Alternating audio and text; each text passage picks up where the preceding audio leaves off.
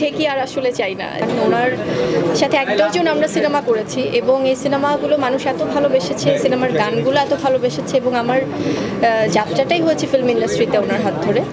তো ভবিষ্যতে আসলে দর্শকদের যেহেতু এত চাহিদা এবং তারা চায় সবসময় ডিফারেন্টভাবে যদি আবার এই জুটিকে দেখতে পারে তারা, তো অবশ্যই যদি পরিচালক প্রযোজক চায় অবশ্যই হবে কাজ, কারণ আমরা সবাই তো প্রফেশনালি কাজ করছি।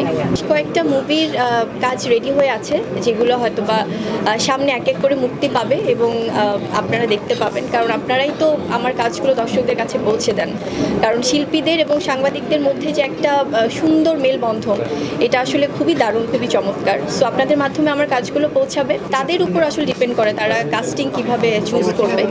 তো সেভাবেই যখন আমার সাথে অন্য অনেক হিরোদের সাথে যখন তারা মনে হচ্ছে যে গল্পে এভাবে যাবে, এই কাস্টিং যাবে, তখনই তারা চুজ করছে। তো এভাবে আসলে অনেকের সাথেই কাজ হচ্ছে এবং আমি তো বরাবরই বলেছি যে একজন শিল্পী হিসেবে আমি সবার সাথেই কাজ করতে চাই এবং সেটাই হচ্ছে। অনেক সময় অনেক অ্যানাউন্সমেন্ট শুনতে পাই, অনেক প্ল্যানিং থাকে, তো এটা তাদের উপর ফাইনালি ডিপেন্ড করবে তারা ঈদে আসবে নাকি কোনো একটা উৎসবে আসবে নাকি কিভাবে আসবে। সো আমরা তো অ্যাজ অ্যান আর্টিস্ট হয়তো আমরা জানি যে আমাদের শুটিংটা প্রপারলি শেষ করতে হবে।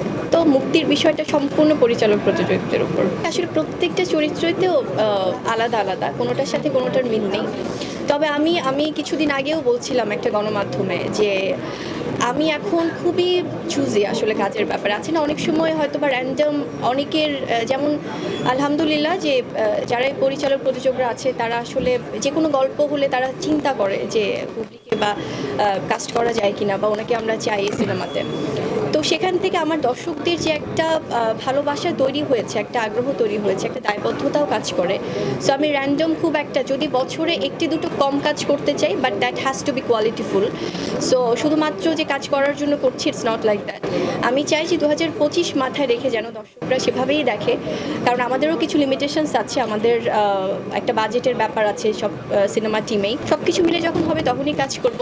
সো এই জন্য কিন্তু দেখা যাচ্ছে হয়তো অনেকেই বলে যে আপু পরের সিনেমা কবে পাচ্ছি, পরের ঘোষণা কবে পাচ্ছি। তো আমার মনে হয় যে আসলে ওই কোয়ান্টিটিটা না বাড়িয়ে আমি চাই কোয়ালিটি, যেটা বরাবরই আমি করে এসেছি। সো অনুরোধে ঢেকি আর আসলে চাই না যে না, অনেকেই বলছে ছোটো বোন হিসেবে আছে এই কাজটা আপু একটু করে দেন।